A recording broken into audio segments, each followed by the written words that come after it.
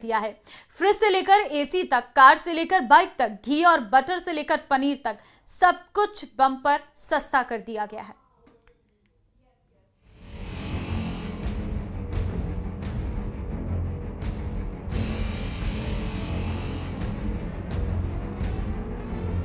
देश की इकोनॉमी को बूस्टर और जनता को दिवाली का बम्पर गिफ्ट देते हुए मोदी सरकार ने जीएसटी का 12% और 28% वाला स्लैब खत्म कर दिया है और अब मुख्य रूप से 2 स्लैब 5% और 18% ही रहेंगे। हालांकि कुछ चीजों पर 40% तक जीएसटी लगेगा। सरकार के इस फैसले के बाद रोटी, पराठा, दूध, health, life insurance tax free हो गए हैं, जबकि hair oil, shampoo, toothpaste, toilet soap, bar, toothbrush, shaving cream, butter, घी, चीज, डेयरी स्प्रेड, पैकेज्ड नमकीन जैसी चीजें सस्ती हो गई हैं। मैंने देशवासियों से भी ये वादा किया था कि इस दिवाली और छठ पूजा से पहले खुशियों का डबल धमाका होगा।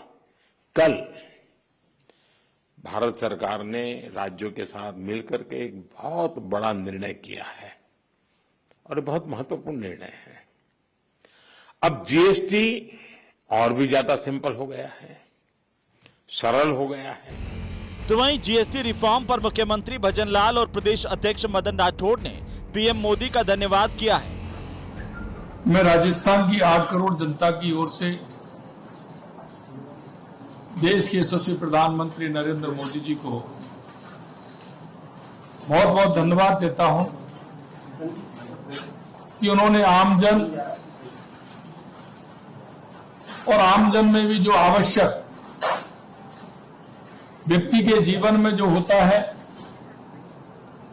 रोटी, कपड़ा और मकान, इस अवधारणा को ध्यान में रखते हुए उन्होंने आमजन को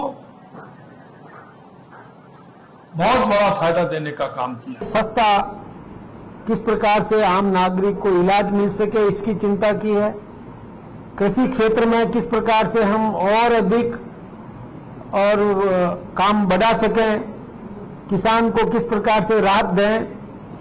यही नहीं, दवाओं को सस्ती करना, ये एमएसएमई यानी कुटीर उद्योग को प्रोत्साहन देने के लिए और उनको किस प्रकार से सहायता दी जा सके, ऐसे कई मशीनरी जो कुटीर उद्योग में काम में आती है उनको भी, और टैक्स में, जीएसटी में बहुत राहत दी है, बहुत कमी की है।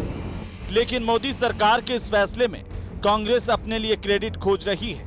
2016 से राहुल जी 2 ही स्लैब्स की बात कर रहे हैं।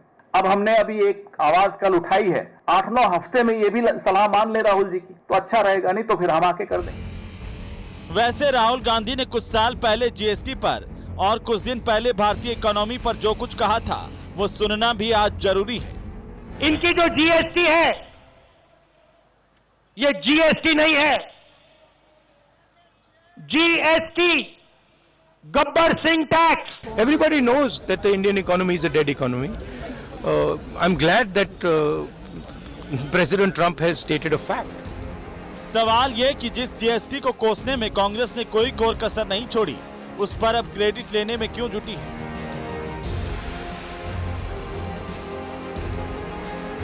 Bureau report, news 18 Rajasthan.